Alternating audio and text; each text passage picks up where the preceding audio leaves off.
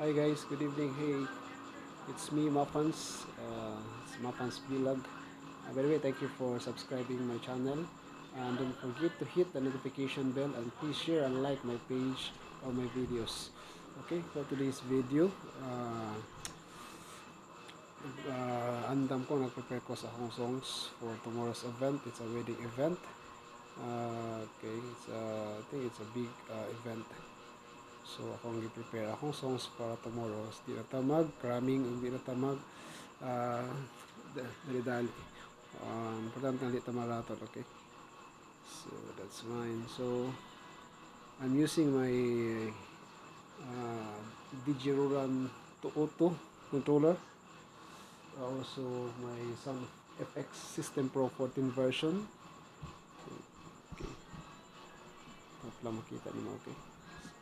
And then also virtual DJ. So virtual DJ ginagamit ko kapag na-event like kasal or wedding, and then basta any kind of event na hindi masyadong need ng disco.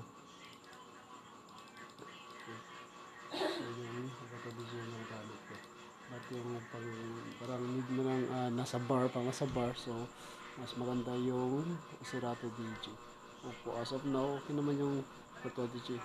Kasi kung doon ka nasasanay, mas maganda siya gagamitin sa mga any kind of event. Okay.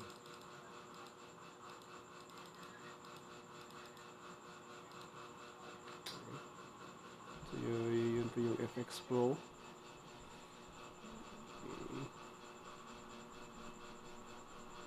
Hindi masyado makita. Okay. So yun po. See you tomorrow.